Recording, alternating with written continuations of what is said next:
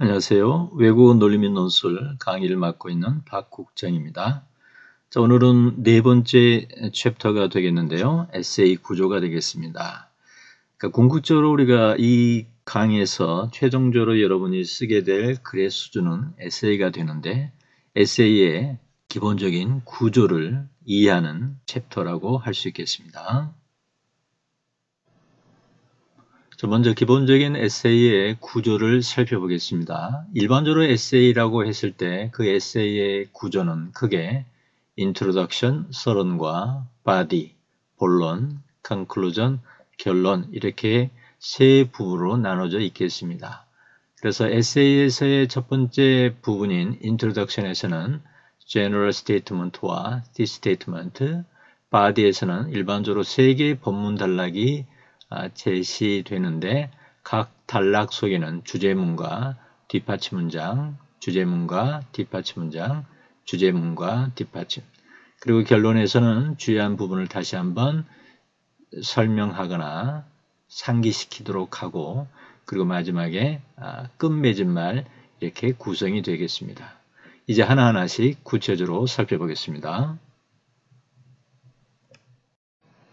먼저 에세이의 첫 번째 단락이라 할 수 있는 introduction에서는 여러 개의 문장들이 제시가 되는데 그 문장들을 크게 두 범주로 구분하면 general statement와 thesis statement.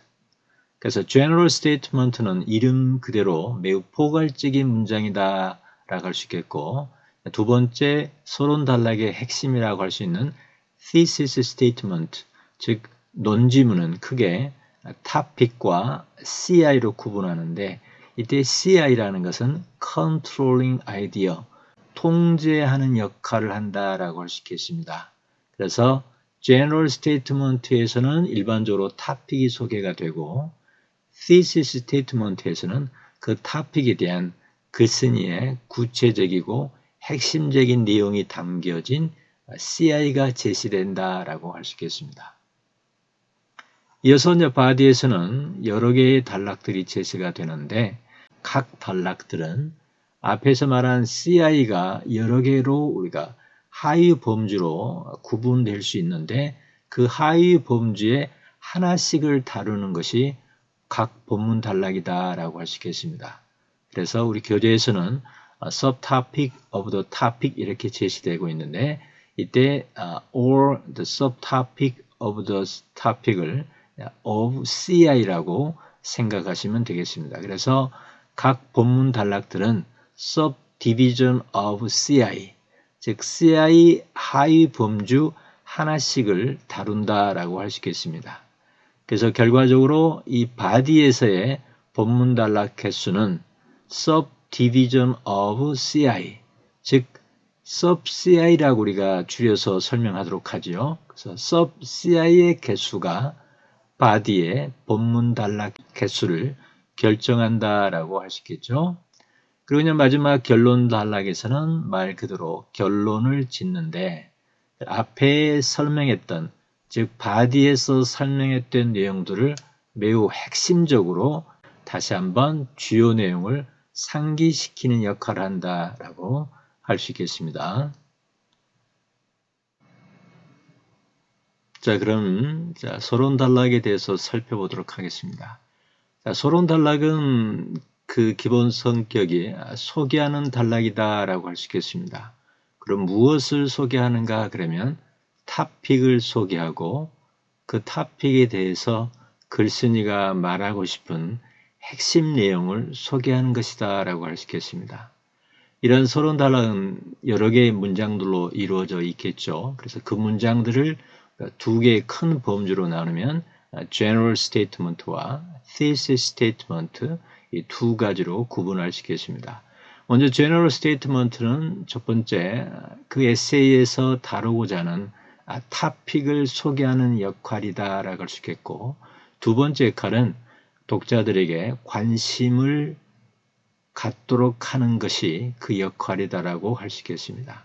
그런 뒤에 서론 단락의 마지막 문장에서는 토픽은 어느 정도 제한적이 되어야 된다, 한정이 되어야 된다 뜻이 되겠습니다. 에세이로 다룰 만큼의 그 범주로 좀 더 한정이 돼야 된다 뜻이 되겠습니다. 그 CI는 일반적으로 sub-CI, 즉 CI의 하위 범주로 제시되는 게 바람직하다라고 할 수 있겠습니다.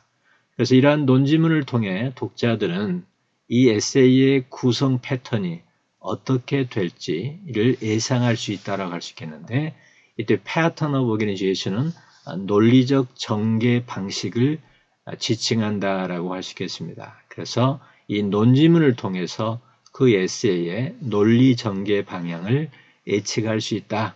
달리 말하면 그 논지문 속에 그 에세이의 논리 전개 방향이 드러나야 된다라고 할 수 있겠습니다. 그래서 보다 또 다른 차원에서 놓고 보면 그 CI라는 그 내용 속에는 글쓴이의 위치나 또는 글쓴이의 관점이 드러나게 된다라고 할 수 있겠습니다. 다시 한번 간략하게 정리하면요. 자, General Statement 속에는 에세이에서 다루고자 하는 토픽이 제시가 되고 그 토픽에 대해서 글쓴이가 말하고 싶은 핵심 내용이 담겨진 문장이 논지문이다라고 할 수 있겠습니다.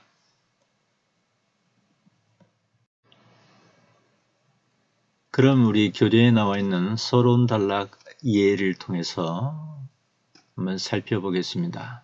자, 총 문장의 개수는 8개의 문장으로 제시된 서론 단락이다. 일반적으로 서론 단락은 General Statement와 Thesis Statement 두 개로 구분할 수 있죠. 그래서 1번부터 7번 문장까지는 General Statement가 되겠고 8번 문장은 Thesis Statement, 논지문이 되겠습니다.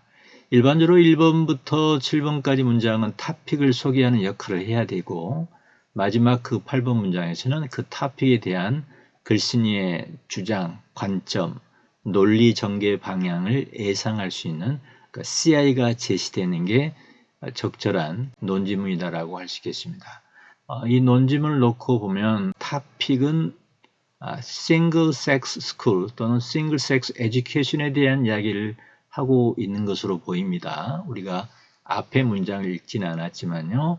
그래서 그 토픽에 대해서 글쓴이의 관점은 여기 나온 표현 far from the only benefit, 이 표현을 놓고 보면 토픽에 대해서 글쓴이는 긍정적이다 라고 예상할 수 있겠습니다. 그 다음에 이 논지문에서 우리가 확신하거나 예측할 수 있는 것은 그 body, 본문 단락의 논리 전개 방향을 예상할 수 있어야 되는데 우리 교재에서의 이 논지문 예시에서는 그 논리 전개 방향을 전혀 예상할 수 없겠습니다.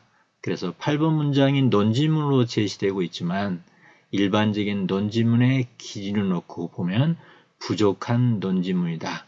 그 이유는 논리 전개 방식을 예상할 수 없기 때문이다 라고 할 수 있겠습니다.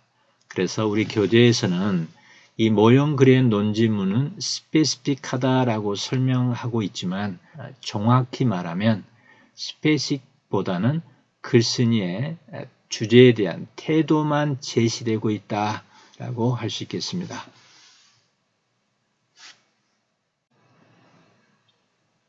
자, 우리 이러한 서론 단락을 작성할 때 크게 두 가지 방법이 있다라고 할 수 있겠습니다. 첫 번째는 Formal Introduction, 두 번째는 Attention Getting Introduction.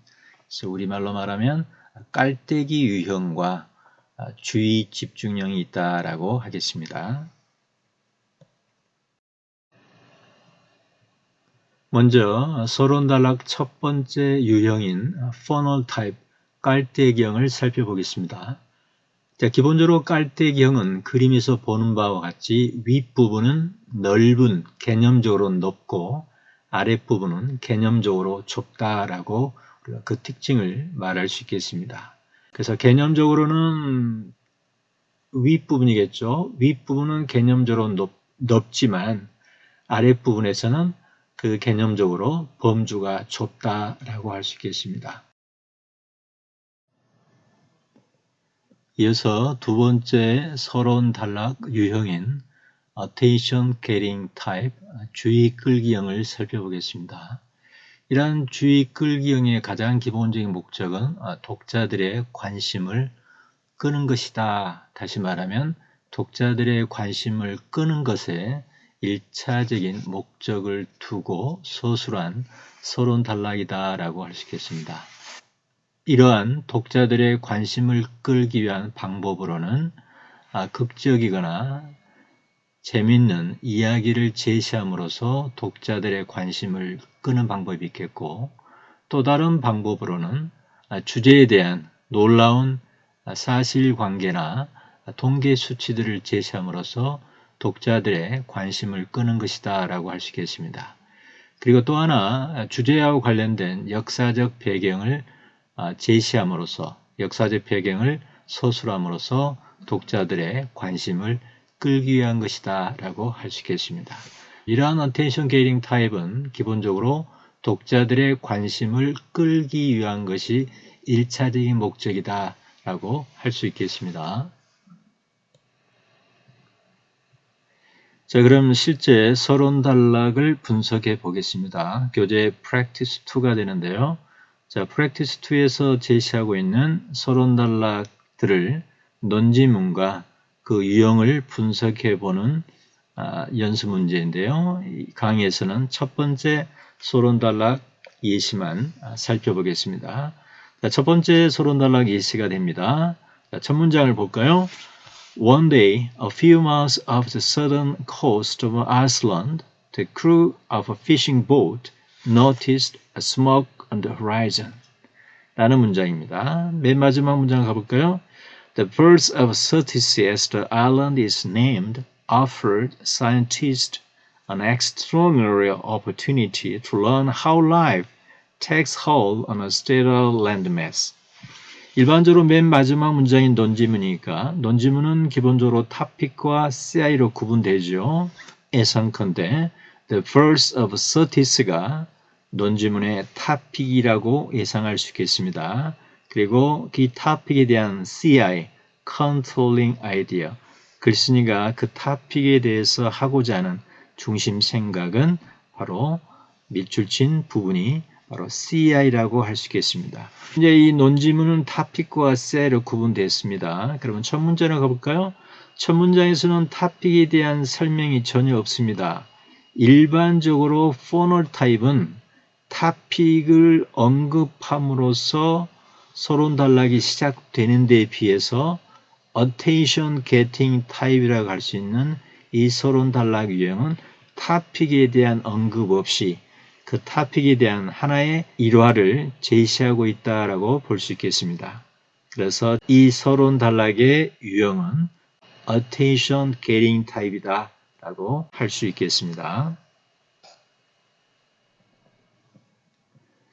이어서 논지문을 살펴보겠습니다. 기본적으로 논지문은 서론 단락에서 가장 중요한 역할을 하는 문장이다. 달리 말하면 가장 통제성 있는 문장이다 라고 할 수 있겠습니다. 에세이 전체 내용을 통제하기 때문에 가장 중요한 문장이다 라는 의미로 이해하면 되겠습니다. 또 하나 우리가 주의할 부분은 에세이에 우리가 토픽을 정할 때 그 에세이의 토픽은 어느 정도 제한적이 되어야 된다, 한정이 되어야 된다 뜻이 되겠습니다. 너무 막연한 주제보다는 그 주제가 어느 정도 한정이 되어서 에세이로 다룰 만큼의 그 범주로 좀 더 한정이 되어야 된다 뜻이 되겠습니다. 그리고 종종 그 논지문 속에는 글쓴이의 관점이 들어가 있다. 이건 필수가 아니라는 이야기죠. 때에 따라서는 논지문 속에 글쓴이의 주관, 관점이 들어갈 수 있다라는 의미로 보면 되겠습니다. 구체적인 예를 하나 들어볼까요? 자, although some parents and educators oppose same-sex classes, there is some evidence that separating boys and girls in middle school is positive result. 자, 이 문장에서 토픽은 separating boys and girls가 되는데 separating boys and girls를 우리가 토픽으로 본다면 뒤에 나오는 in middle school이 앞에 나오는 토픽을 좀 더 구체화시킨다, 제한한다, 에세이의 주제로 다룰 만큼 범주를 좁힌다라는 의미로 보시면 되겠습니다. 그 다음에 또 하나 살펴볼 부분은 yields positive result라는 부분이 논지문의 CI라고 볼 수 있는데 이 논지문의 CI를 놓고 보면 글쓴이의 주관, 글쓴이의 관점을 살펴볼 수 있다라는 의미로 보면 되겠습니다. 또 하나의 예를 들어볼까요? 자, Young people in my culture have less freedom than young people in US. 이때 자, people in my culture보다는 앞에 young이라는 주어가 붙음으로써 people이라는 주제가 좀 더 스페시픽해졌다라는 의미로 보면 되겠습니다. 이와 같이 에세이의 토픽은 매우 포괄적이거나 너무 일반적인 것보다는 좀 더 제한된, 좀 더 구체적인 토픽이 적절하다라고 할 수 있겠습니다. 이어서 논지문의 두 번째 중요한 특징을 살펴보겠습니다. 자, 기본적으로 논지문은 토픽과 CI로 구분되지요. 그런데 그때 그 CI는 그 바디의 내용을 또는 구조를 통제하는 기능을 담당합니다. 그런데 그 바디를 통제하는 CI가 바디의 구조를 예상하기 어렵게 서술이 되거나 기술이 됐을 때는 좋은 논지문으로 보기 어렵겠습니다. 따라서 논지문의 그 CI는 바디를 충분히 예상할 수 있을 만큼 하위 범주로 제시하는 게 좀 더 적절한, 바람직한, 좀 더 발전된 논지문이라고 할 수 있겠습니다.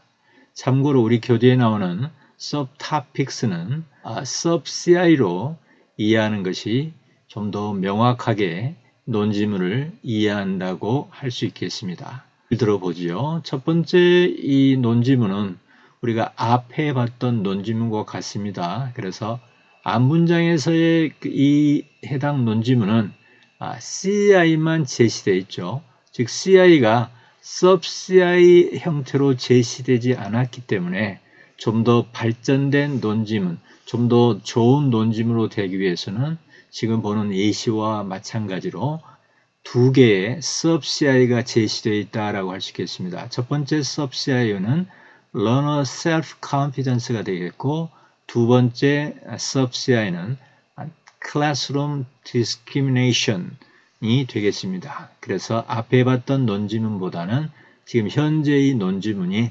sub-CI를 제시함으로써 바디에 대한 통제성을 좀 더 향상시켰다라고 할 수 있겠습니다. 아래 논지문 예시도 마찬가지죠. 우리가 앞에서 봤던 이 논지문에서는 그냥 less freedom에 대해서만 이야기하고 있고 여기 CI잖아요. 이 CI가 sub-CI로 제시되어 있지 않는 반면에 현재 좀 더 발전된 이 논지문에서는 그 CI가 첫 번째 where they live라는 sub-CI 1, 그 다음 whom they married sub-CI 두 번째 what their job is가 세 번째 sub-CI가 되겠습니다. 그래서 앞에 논지문에서 봤던 less freedom이 좀 더 구체적인 sub-CI로 제시되어 있어서 바디를 더 통제할 수 있다라고 할 수 있겠습니다.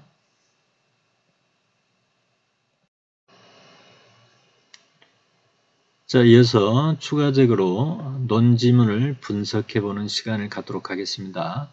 교재 Practice 4가 되는데요. 이 Practice 4에서는 주어진 논지문의 topic과 CI를 구분하고 더 나아가서는 sub-CI까지를 구분하라고 되어 있는데요. 참고로 우리 교재에서는 subtopics라는 단어를 쓰고 있는데 정확하게 말하면 sub-CI다라고 할 수 있겠습니다.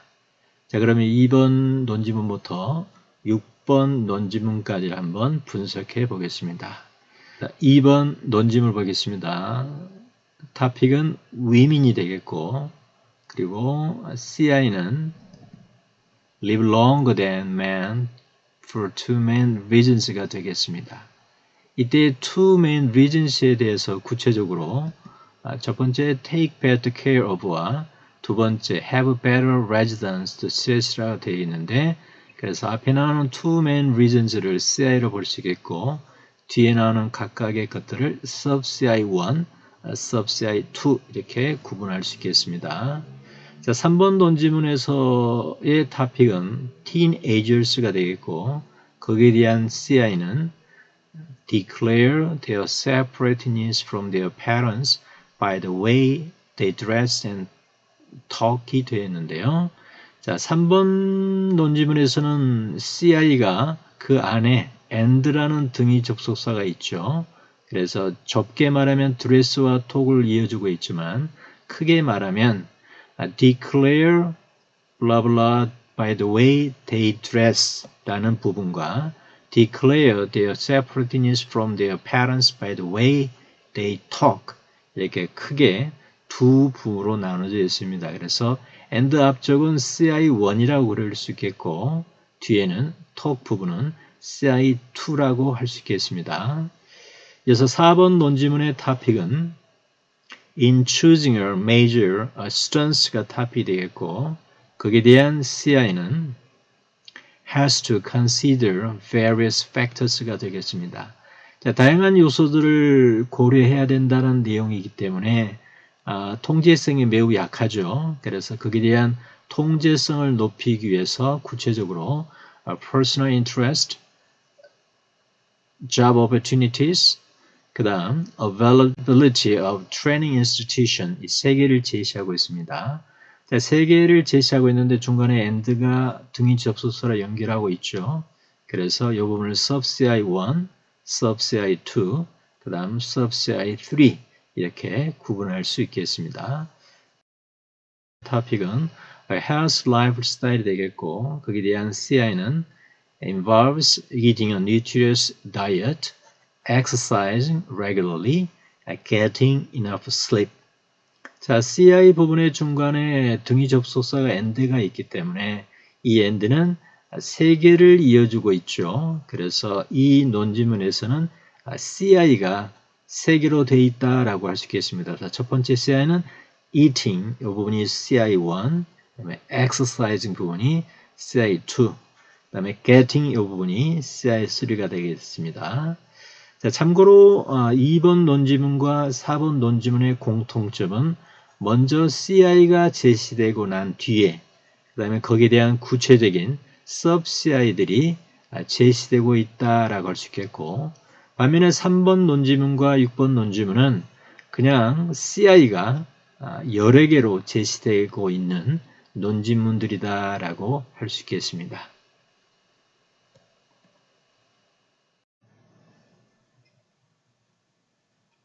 자, 에세이 서론 단락에 있어서 가장 중요한 문장은 계속 강조하고 있는 바와 같이 논지문이 되겠습니다.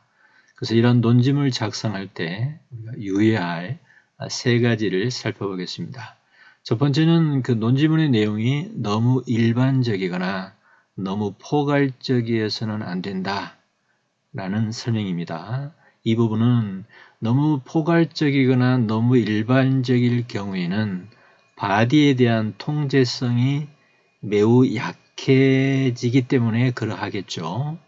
그 다음에 두 번째, 단순한 발표 수준의 언급이어서는 안 된다라는 설명입니다. 예를 들면 뭐뭐 하겠다, 뭐뭐에 대해서 논하겠다, 논의하겠다, 증명하겠다라는 식의 그런 문장은 논지문으로서 적절하지 않다라고 할 수 있겠습니다. 이어서 세 번째로는 명확한 사실, 반박하거나 증명할 필요가 없는 명백한 사실에 대해서 서술하고 있는 문장은 논지문으로서는 적절하지 않다라고 할 수 있겠습니다. 한마디로 요약하면 이러이러한 내용으로 논지문이 작성이 될 경우에는 일반적으로 바디에 대한 통제성이 많이 약하다, 많이 약해진다라는 측면에서 논지문으로서는 적절하지 않다라고 하겠습니다.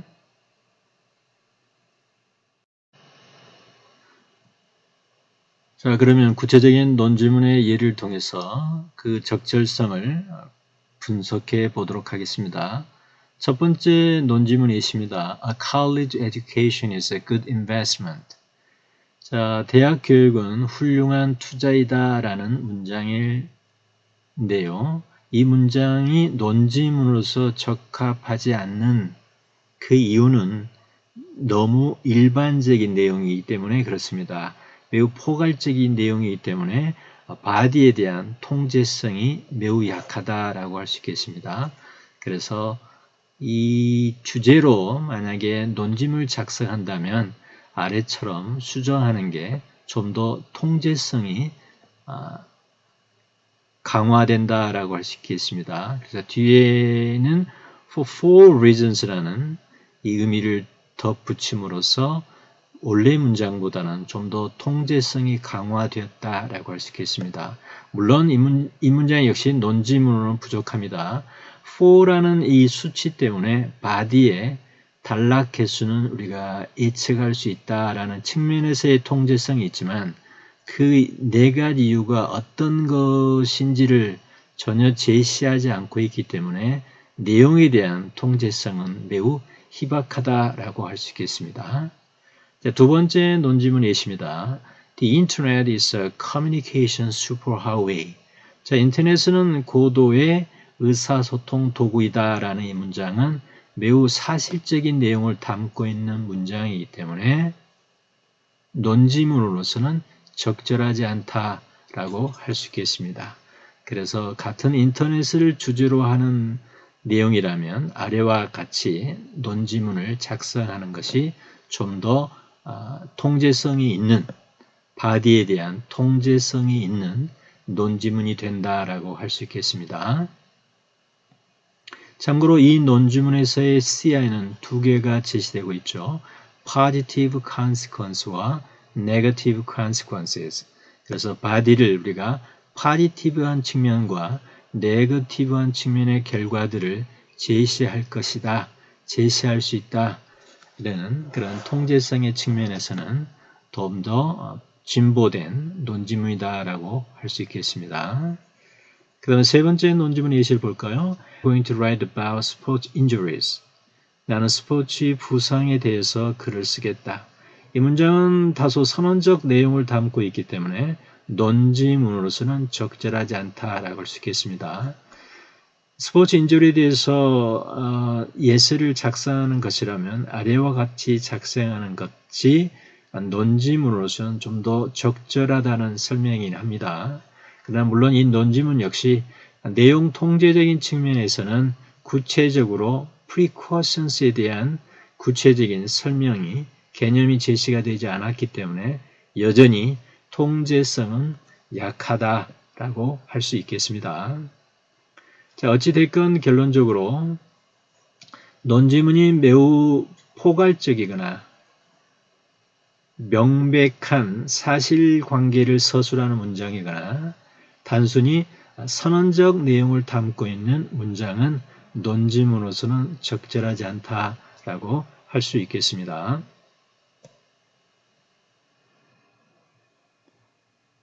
예, 이상으로 에세이 구조를 다루는 네 번째 챕터의 첫 부분 강의를 마치겠습니다. 수고 많으셨습니다.